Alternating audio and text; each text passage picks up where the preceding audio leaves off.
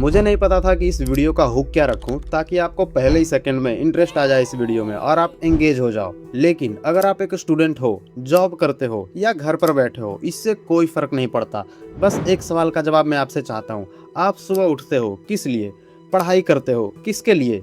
Job किसके लिए? और पैसे कमाते हो किसके लिए? अगर आप ऑनेस्टली सोचो तो क्या वो जवाब आपका है या किसी और ने वो जवाब आपके लिए पहले से डिसाइड कर दिया था? स्कूल में डिसाइड हुआ साइंस लोगे या कॉमर्स, घर में डिसाइड हुआ इंजीनियरिंग लोगे या मेडिकल, सोसाइटी ने डिसाइड किया सरकारी नौकरी या एमएनसी, और आप बस उस प्लान को फॉलो करते रहे। और ये वीडियो उसी प्लान की बात है और उस दर्द की जो आप फील करते हैं लेकिन किसी को बता नहीं पाते, क्योंकि अगर आपने बोला तो लोग कहेंगे इतना तो सब झेलते हैं। तो चलते हैं और जानते हैं दोस्तों, 2013 से 2024 तक पूरे 11 साल में इंडिया के मिडिल क्लास की इनकम सिर्फ 0.4% पर ईयर बढ़ी।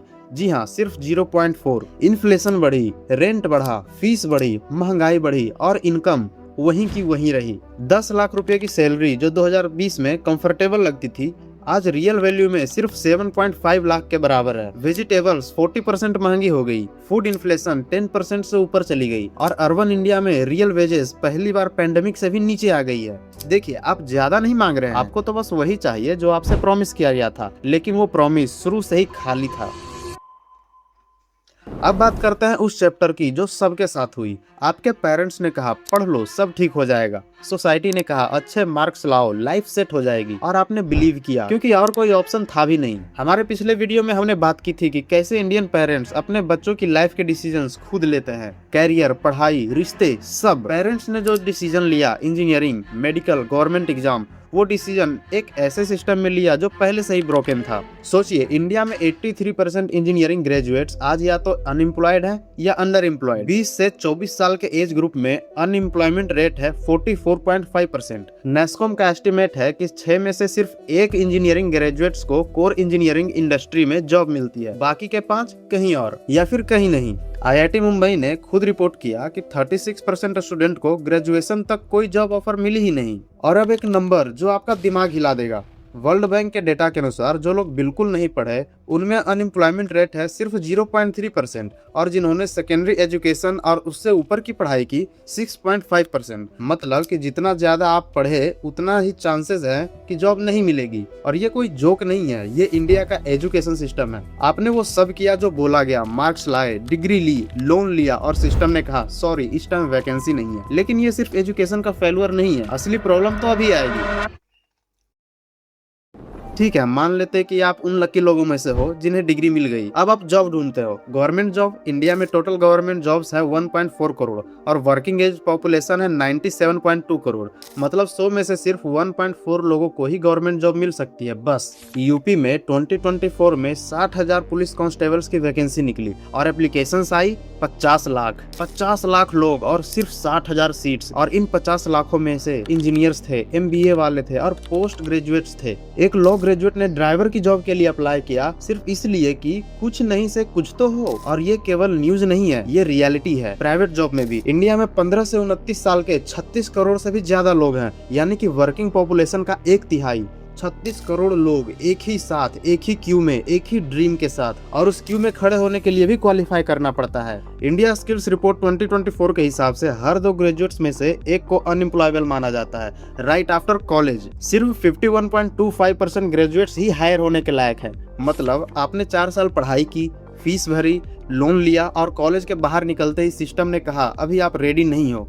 अरे किसने बोला था रेडी नहीं है? वही सिस्टम जिसने आपको यहाँ तक लाया। क्योंकि ये कंपटीशन नहीं है, ये एक ऐसी रेस है जिसमें ट्रैक ही कम है और रनर्स करोड़ों की संख्या में।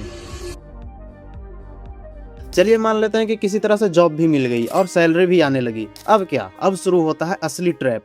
घर चाहिए तो होम लोन, बाइक या कार चाहिए तो कार लोन, फोन चाहिए तो ईएमआई, शादी हुई तो पर्सनल लोन।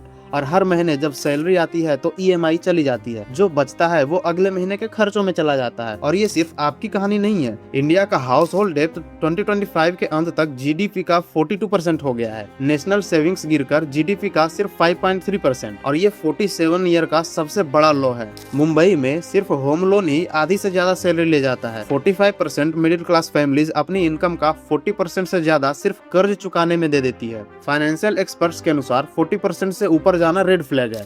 लेकिन आज के समय में यह रेड फ्लैग अब नॉर्मल बन गया है। और सबसे इंटरेस्टिंग बात, इंडिया में 70% आईफोन ईएमआई पर बिकते हैं, 27% वेकेशंस लोन पर होती है। बात यह है कि हम वो चीजें भी ईएमआई पर ले रहे हैं जो हम अफोर्ड नहीं कर सकते, ताकि वो लाइफ दिख सके जो हमें प्रॉमिस की गई थी।